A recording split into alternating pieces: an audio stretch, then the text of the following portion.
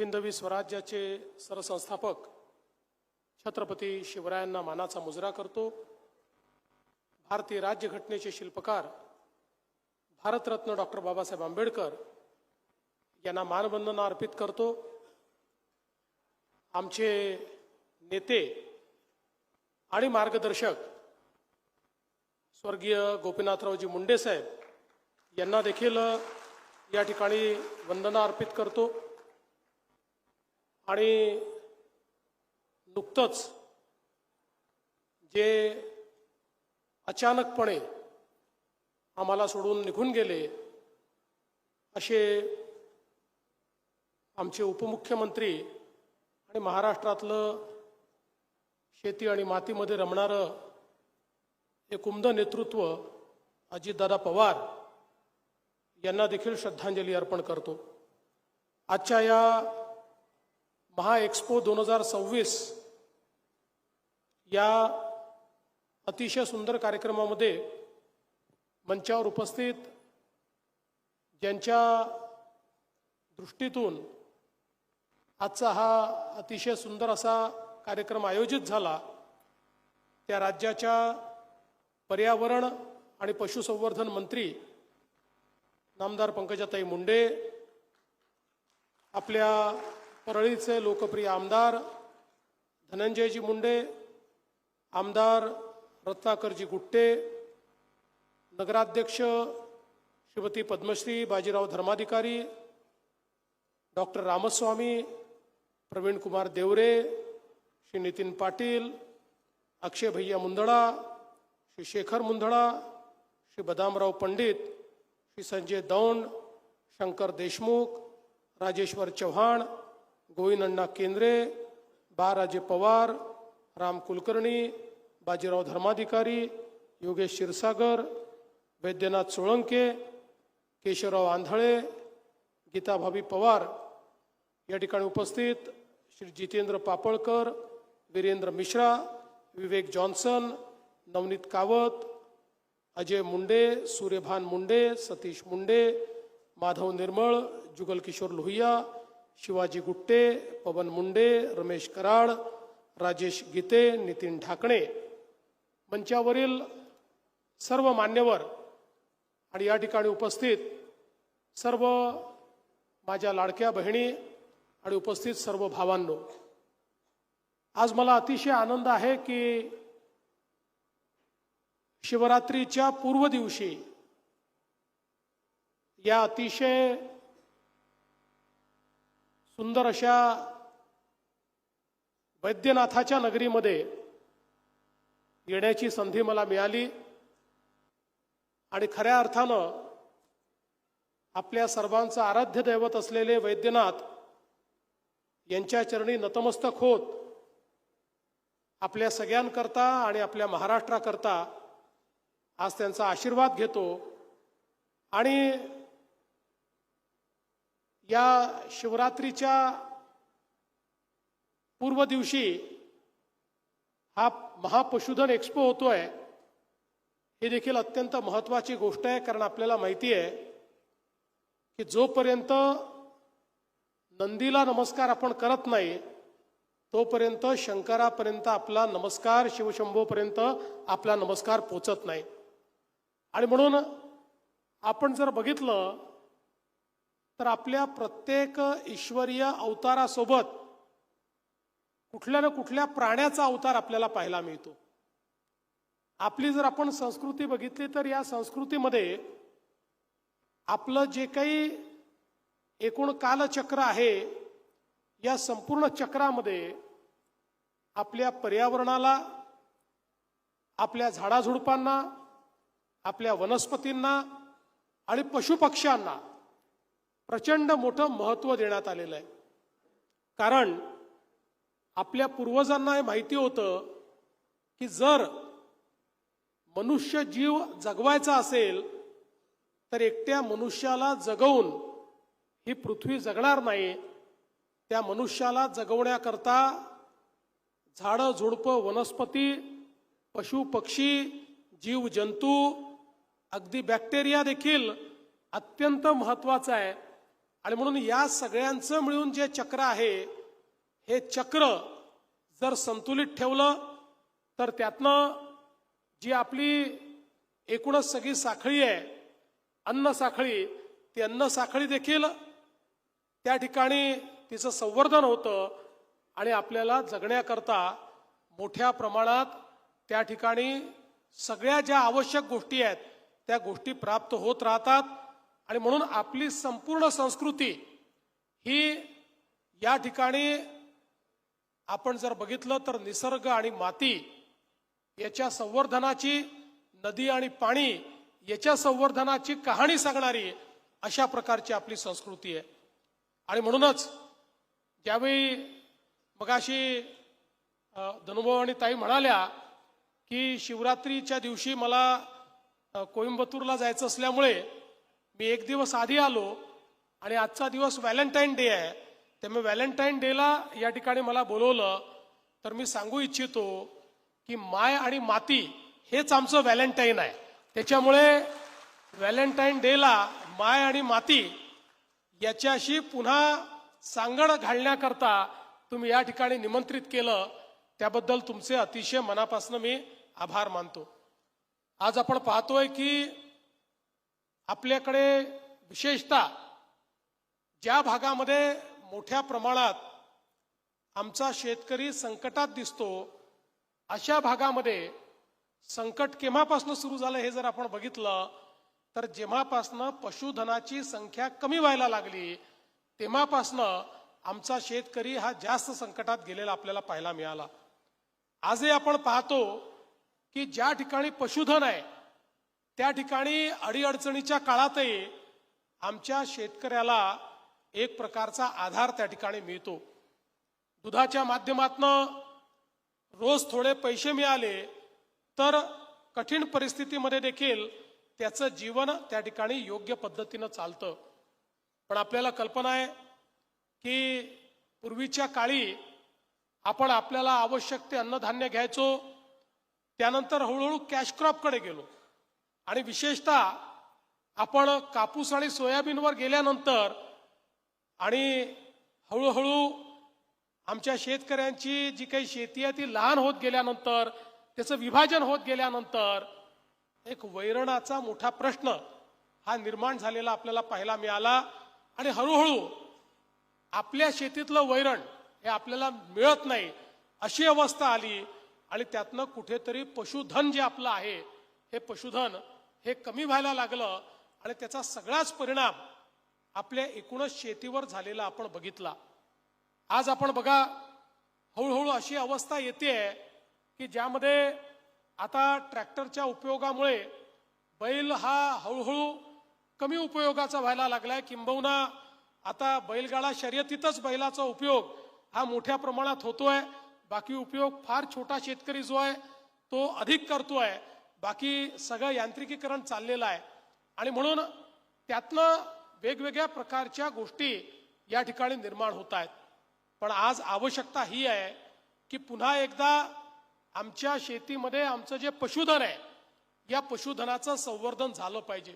विशेषतः आमची गाय, हिला आम्ही ईश्वराचा दर्जा याकरता दिलाय, आईचा दर्जा याकरता दिलाय की ज्या प्रकारे आपल्या सृष्टीमध्ये जन्म देऊन आपली आई आपल्याला मोठं करते, तसंच आपण जर गोमातेचं जीवन बघितलं तर जन्मापासून मृत्यूपर्यंत आमची गोमाता आमची सेवाच करत राहते. आणि आज आपल्याला कल्पना आहे की या गोमातेला आपण राज्यमातेचा दर्जा दिला आणि आपण गोविकास आयोग या ठिकाणी तयार केला.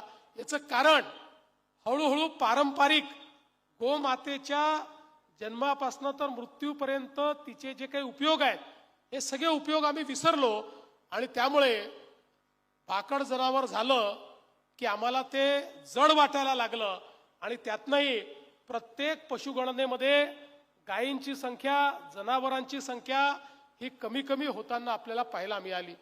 पण आज आपल्याला कल्पना आहे की इतक्या मोठ्या प्रमाणात वेगवेगळ्या प्रकारचे प्रयोग सुरू झाले आणि आता तर गोमूत्र आणि गाईचं शेण यापासून इतक्या वेगवेगळ्या प्रकारच्या वस्तू आता तयार व्हायला लागल्या अलीकडच्या काळामध्ये तर मोठी मोठी लोक आपल्या घरामध्ये शेणापासून तयार केलेला पेंट लावतात, कारण त्याचे वेगवेगळे फायदे हे देखील लोकांना लक्षात आले.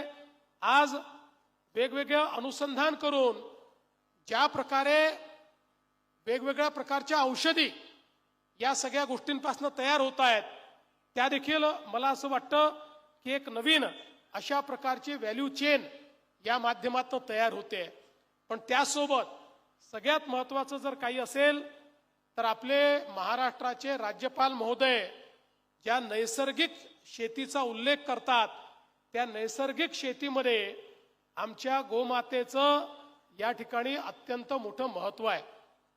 आज आपल्याला कल्पना आहे, रासायनिक खतांमुळे एकीकडे शेतीची उत्पादकता कमी व्हायला लागली आहे, आमची उर्वरा क्षमता कमी व्हायला लागलेली आहे, आमची जमीन ही बंजर व्हायला लागलेली आहे आणि हळूहळू आमची अवस्था अशी आहे की ज्या प्रकारे शेतीमध्ये आम्हाला खर्च करावा लागतो त्या तुलनेनं उत्पादकता नाही, त्यामुळे त्या तुलनेनं शेतमालाला भाव नाही आणि त्यातून कुठल्या तरी दुष्टचक्रामध्ये आमचा शेतकरी अडकलेला दिसतो. पण आज ज्या प्रकारे जीवामृताचे प्रयोग, शेण असेल, गूळ असेल, अशा वेगवेगळ्या गोष्टी घालून जे प्रयोग तयार झाले, आज ते प्रयोग इतके यशस्वी होत आहेत की 100% रासायन रहित अशा प्रकारची शेती, आणि ज्या शेतीमध्ये पहिल्याच वर्षी आपली उत्पादकता वाढू शकते अशा प्रकारची नैसर्गिक शेती आता त्या ठिकाणी सुरू झालेली आहे. ज्यांनी प्रयोग केले त्यांचे प्रयोग यशस्वी झालेले आहेत आणि या सगळ्या चेनमध्ये खऱ्या अर्थानं आमचं जे गोधन आहे, आमची जी गोमाता आहे, त्या गोमातेचं एक महत्वाचं या ठिकाणी शेण असेल, गोमूत्र असेल, याचा एक अत्यंत महत्वाचा उपयोग या माध्यमातून होतोय.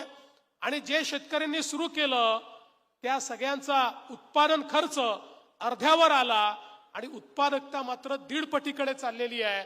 आणि त्यातनं जी काही विषयुक्त अशा प्रकारचं अन्नधान्य आपण तयार करत होतो, ते अन्नधान्य देखील आता हळूहळू पौष्टिकतेकडे वळत आहे. आणि म्हणून मला असं वाटतं की जे गोधनाचं महत्व, हे जे आपल्या जनावरांचं महत्व आपल्या पूर्वजांना माहिती होतं, ते पुन्हा एकदा माहिती करून घेण्याची आवश्यकता आहे. आज सायन्स खूप पुढे गेलाय.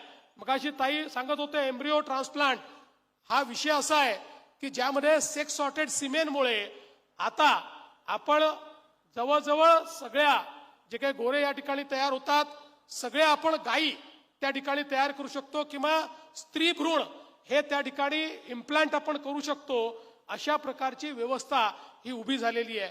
आणि आपल्याला माहिती आहे की पुन्हा एकदा विशेषतः आपल्या ज्या देशी गायी आहेत, गीर असेल, साहिवाल असेल किंवा अगदी आपल्याकडच्या देवणी असेल, गवळव असेल, या ज्या सगळ्या देशी गायी आहेत, आता या देशी गायींचं महत्व हे पुन्हा एकदा समजायला लागलं.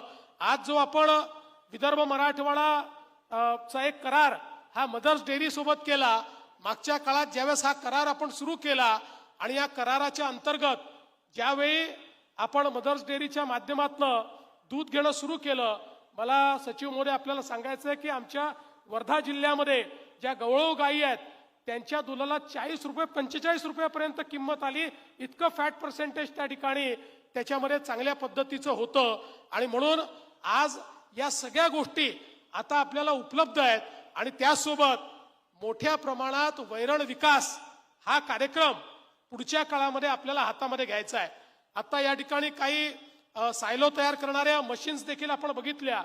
सायलेज हे एक अत्यंत महत्वाची गोष्ट आहे की आपल्याला जर गोधन वाढवायचं असेल, आपल्याला जर गाई म्हशी वाढवायच्या असतील, तर आपल्याला मोठ्या प्रमाणात वैरण विकासाचा कार्यक्रम हातामध्ये घेऊन आणि सायलेजेसच्या माध्यमातून अगदी कमी किमतीमध्ये आमच्या जे काही शेतकरी आहेत या शेतकऱ्यांना ते वैरण मिळेल अशा प्रकारची एक चेन ही आपल्याला तयार करावी लागेल. आणि म्हणून आता जे कार्यक्रम आपण हातामध्ये घेतले आहेत, या कार्यक्रमामध्ये विशेष भर शेतकऱ्यांना त्या ठिकाणी मदत करून, वैरण विकासाकरता प्रोत्साहित करून आणि त्यांचं सगळं जे काही ते तयार करतील ते पूर्ण वैरण हे विकत घेऊन आणि त्याची एक सप्लाय चेन तयार करणं, अशा पद्धतीनं पुढच्या काळामध्ये आपल्याला काम करायचं आहे. आपल्याला आश्चर्य वाटेल, जगामध्ये जे मोठे देश आहेत, मोठे म्हणजे जास्तीत जास्त दूध उत्पादन करणारे देश आहेत, लोकसंख्येने आपल्यापेक्षा 1 दशांश, पण आपल्यापेक्षा जास्त दूध जे त्या ठिकाणी उत्पादन करतात, अशा देशांमध्येही ज्या ब्रीड आहेत, या ब्रीड कुठनं गेल्या हे जर आपण त्या ठिकाणी माहिती घेतली तर आपल्या देशी ब्रीड या त्या ठिकाणी नेऊन त्याला क्रॉस करून त्या ठिकाणी ब्रीड तयार करून आज जगाला दुधाचा पुरवठा करण्याचं काम या वेगवेगळ्या देशांमध्ये होत आहे. त्यामुळे मला असं वाटतं की आपल्याला देखील पुढच्या काळामध्ये हेच काम या ठिकाणी करावं लागेल आणि त्यासोबत आपली उत्पादकता ही देखील वाढवावी लागेल. आज आपण बघितलं तर पंजाबमधली देशी गाय ही जवळपास 9.5 ते 10 लिटर दूध देते आणि आपल्याकडे ती 2.5 लिटर दूध देते. त्यामुळे याच्यामध्येही आपल्याला पुढच्या काळामध्ये लक्ष घालून आणि त्यातनं आपली गाय जास्तीत जास्त दूध कशी देईल, ती पौष्टिकता आपल्याला कशी आणता येईल, या संदर्भातला आपल्याला लक्ष द्यावं लागेल. संकरित गायचा विचार केला तर तिथेही तिकडे 15 लिटर देते, आपल्याकडे 10 लिटर देते. मला वाटतं म्हैस देखील तिकडे 10.5 लिटर देते, आपल्याकडे 5.5 लिटर देते. तर या सगळ्या गोष्टींमध्ये आपल्याला लक्ष घालून आणि या सगळ्या गोष्टींमध्ये आपल्याला कशा पद्धतीनं चांगलं काम करता येईल याचा प्रयत्न येत्या काळामध्ये करायचा आहे. मगाशी पंकजाताईंनी सांगितली गोष्ट खरी आहे की आता आपण विशेषतः पशुसंवर्धन विभागामध्ये नवीन प्रयोग आणि अनेक प्रयोग करण्याचं ठरवलेलं आहे. आज शेती आणि शेतीपूरक उद्योग या क्षेत्रामध्ये जर आपल्याला उत्तम रोजगार निर्मिती करायची असेल, आजची जी आपली रोजगार निर्मिती आहे ती उत्तम नाही आहे, जेमतेम आहे. उत्तम रोजगार निर्मिती करायची असेल तर हे जेवढे जोडधंदे आहेत, कुक्कुटपालन असेल, शेळीपालन असेल, गोपालन असेल आणि यासोबत मत्स्यपालन असेल, मत्स्य व्यवसाय असेल, अशा ज्या वेगवेगळे व्यवसाय आहेत, या सगळ्या व्यवसायांना आपल्याला चांगल्या पद्धतीनं त्या ठिकाणी करावं लागेल. आणि हे वर्ष तर युनायटेड नेशन्सनी महिला शेतकरी वर्ष म्हणून या ठिकाणी ठरवलेलं वर्ष आहे. त्यामुळे आमच्या महिला शेतकरी, महिला गोपालक, महिला कुक्कुटपालक, महिला शेळीपालक अशा प्रकारे एक मोठा कार्यक्रम ताई आपल्याला हातामध्ये घ्यायचा आहे. आणि म्हणून मी तुम्हाला आजच आश्वस्त करतो की तुमच्या विभागातर्फे जेवढ्या योजना तयार होतील त्या सगळ्या योजनांना बजेटमध्ये निधी उपलब्ध करून देण्याचं काम हे आम्ही या ठिकाणी निश्चितपणे करू आणि त्या माध्यमातून खऱ्या अर्थानं या क्षेत्राला पुढे नेण्याचं काम करू. खरं तर आता विशेष लक्ष आपण या क्षेत्राकडे दिलंय आणि आपला प्रयत्न आहे की आपल्या हे क्षेत्र आज 7 ते 8% किंवा बाकी काळामध्ये तर 4 ते 5% एवढ्या विकास दरानंच केवळ विकसित होतं.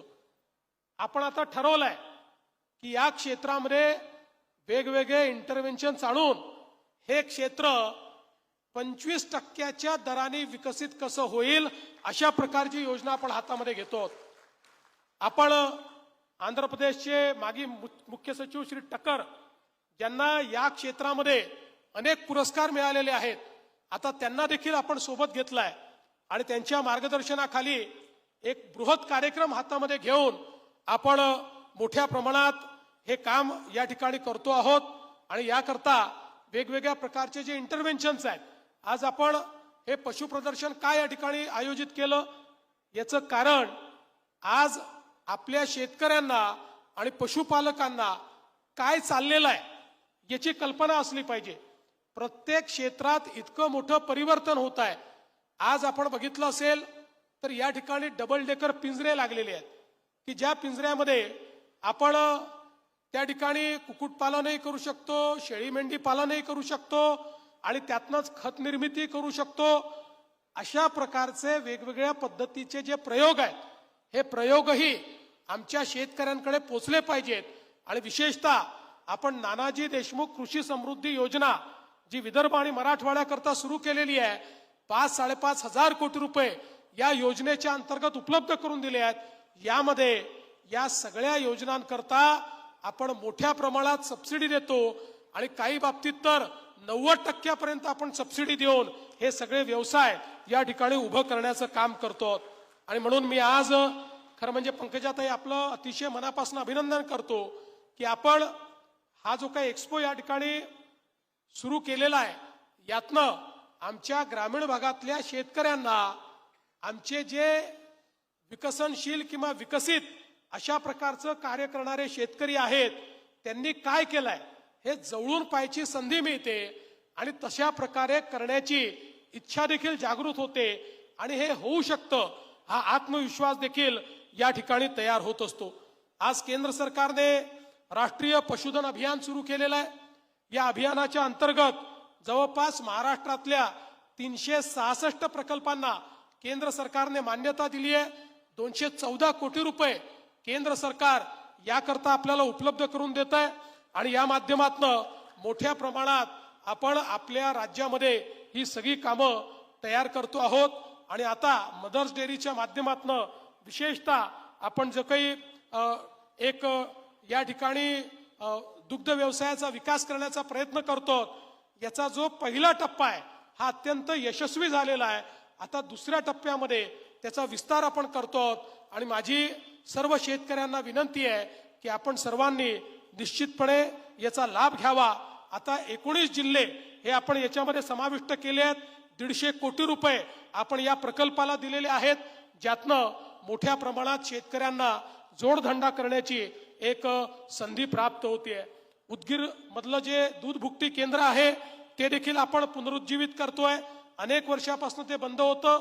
जवळपास 100 कोटी रुपये हे आपण त्याला देतोय आणि ते पुनरुज्जीवित झाल्यामुळे आमच्या दुधाला चांगला भाव मिळण्याकरता त्याचा फायदा होईल आणि पुढच्या काळात दुधापर्यंत नाही तर उपपदार्थांच्या माध्यमातून आपल्याला जास्तीत जास्त पैसा कसा कमवता येईल अशा प्रकारचा प्रयत्न आपल्याला करावा लागेल. हे सगळं करत असताना पशु चिकित्सालय हा देखील एक महत्वाचा मुद्दा आहे. आज या ठिकाणी फिरते पशु चिकित्सालय देखील डेमॉन्स्ट्रेट केलेलं आहे. आपल्याला आपल्या राज्यामध्ये पशु चिकित्सालयाची जी काही परिस्थिती आहे ती बदलायची आहे, त्याच्यामध्ये आधुनिकता आणायची आहे. त्याच्यामध्ये वेगवेगळ्या प्रकारे आता ज्या उपचार पद्धती सुरू झालेल्या आहेत त्या उपचार पद्धती आपल्याला आणायच्या आहेत आणि विशेषतः आपण काही नवीन कॉलेजेसला देखील मान्यता दिली आहे. त्यामुळे पशुवैद्य चिकित्सक यांची संख्या देखील मोठ्या प्रमाणात वाढवण्याचं काम हे आपण या ठिकाणी करतो. लंपी सारखा आजार जो आल्यानंतर आपली अशी अवस्था होते की आपलं पशुधन हे पटापट त्या ठिकाणी मरायला लागतं, बळी पडतं आणि मग आपण त्याची लस ही शोधायला लागतो. देशभरामध्ये केवळ 2 कंपन्या लस तयार करतात, मग त्यांच्या कॉम्पिटिशनमध्ये सगळेच राज्य त्यांच्या पाठीमागे लागतात आणि मग लस मिळता उशीर होतो आणि त्या दरम्यान आमच्या शेतकऱ्यांचं पशुधन हे मोठ्या प्रमाणात त्या ठिकाणी मेलेलं असतं. पण मला आमच्या पशुवैद्यकीय विभागाचं अभिनंदन करायचं आहे की आमच्या विभागाने आता स्वतः लस तयार करायला घेतलेली आहे आणि ही लस तयार झाल्यानंतर लंपी सारख्या आजाराने आमच्या पशुधनाचा या ठिकाणी जो काही नाश होतो तो नाश त्या ठिकाणी संपणार आहे. आणि त्यासोबत आमचे जवळपास 2841 हे जे पशु दवाखाने आहेत यांना देखील आपण आता अपग्रेडेशनचा एक कार्यक्रम हातामध्ये घेतोय. पशु ॲम्ब्युलन्स हा एक मोठ्या प्रमाणात काम आपण सुरू करतो. या माध्यमातून आमच्या पशूंचं आयुष्य आणि त्यांची सुदृढता ही देखील आपण वाढवण्याचं काम करू. आज शेतीच्या क्षेत्रामध्ये माननीय अजितदादा ज्यावेळेस होते त्यावेळी आपण शेतीमध्ये आर्टिफिशियल इंटेलिजन्स हा एक कार्यक्रम हातामध्ये घेतला आणि या कार्यक्रमातनं शेतीची उत्पादकता वाढवण्याकरता 500 कोटी रुपयाचं मिशन आपण हातामध्ये घेतलंय. आता अशाच प्रकारचं मिशन आपल्याला ॲनिमल हस्बंड्रीमध्ये घ्यावं लागेल. आर्टिफिशियल इंटेलिजन्समुळे ॲनिमल हस्बंड्रीमध्ये आपण उत्पादकताही वाढवू शकू आणि प्रेडिक्टिबिलिटी पण आणू शकू. त्या दृष्टीने मोठ्या प्रमाणात हे कार्य आपल्याला करायचं आहे. आणि म्हणून मी आज एवढंच सांगेन की आज ज्या प्रकारे आपल्या शेतकऱ्यांना राज्य सरकार वेगवेगळ्या योजना देत आहे त्या योजनांचा फायदा घेतला तर निश्चितपणे आमचा शेतकरी आणि आमच्या महिला या आपल्या पायावर उभ्या राहू शकतील. अलीकडच्याच काळामध्ये आपल्या भारताने अमेरिकेसोबत एक मोठा समझोता केला आणि त्यामुळे अमेरिकेचं मोठं मार्केट हे आपल्याला ओपन झालं. पण काही लोक याबद्दल अफवा उठवून राहिले आहेत की भारताने आपली बाजारपेठ अमेरिकेच्या कृषीकरता खुली केली आणि म्हणून या ठिकाणी स्पष्टपणे सांगतो, माननीय प्रधानमंत्री मोदीजींचे आभार मानतो. मोदीजींनी स्पष्टपणे सांगितलं बाकी सगळ्या गोष्टीत करार होईल पण कृषीच्या बाबतीत करार होणार नाही. आमची बाजारपेठ ही आम्ही तुमच्याकरता खुली करणार नाही. कुठलीही बाजारपेठ आपली कृषीची खुली केलेली नाही. आपल्याकडे कोणीही स्वस्त माल आणून आपल्या शेतमालाचे भाव पाडू शकणार नाही. पण काही नतद्रष्ट लोक अशी आहेत की आमच्या सोयाबीनला चांगला भाव मिळायला लागला होता. 2-4 दिवसापूर्वी अफवा दिली सोडून की आता अमेरिकेचं सोयाबीन भारतात येणार आहे. 500 रुपयांनी सोयाबीनचे भाव पाडले. मी सोयाबीनच्या शेतकऱ्यांना सांगतो आणि मार्केटमध्येही सांगतो, असं कुठलंही आपल्या करारात लिहिलेलं नाही. कुठलंही सोयाबीन बाहेरून येणार नाही, कुठलाही कापूस बाहेरून येणार नाही. त्यामुळे अशा प्रकारच्या अफवा पसरवणाऱ्यांना त्या ठिकाणी त्यांची जागा दाखवली पाहिजे. आणि जोपर्यंत देशात आणि राज्यात शेतकऱ्यांचं हित बघणारं सरकार आहे तोपर्यंत कुठल्याही परिस्थितीमध्ये आपल्या शेतकऱ्यांचं अहित होईल अशा प्रकारचा कुठलाही निर्णय आपण घेणार नाही. त्यामुळे आपलं डेअरी सेक्टर असो, आपलं कृषीचं सेक्टर असो, कुठलंच सेक्टर आपण अमेरिकेकरता किंवा युरोप करता ओपन केलेलं नाही हे देखील या निमित्ताने मी नमूद करू इच्छितो. पुन्हा एकदा पंकजाताई आपल्या विभागाचं मनापासून अभिनंदन करतो. इथे जे लोक आपले पशु घेऊन आलेले आहेत त्यांचं सगळ्यांचं पशुपालकांचं मनापासून अभिनंदन करतो. आणि केवळ बीड जिल्हाच नाही तर संपूर्ण मराठवाड्यातल्या शेतकऱ्यांनी या प्रदर्शनाला या ठिकाणी भेट द्यावी अशा प्रकारची विनंती करून माझे 2 शब्द संपवतो. धन्यवाद. जय हिंद, जय महाराष्ट्र.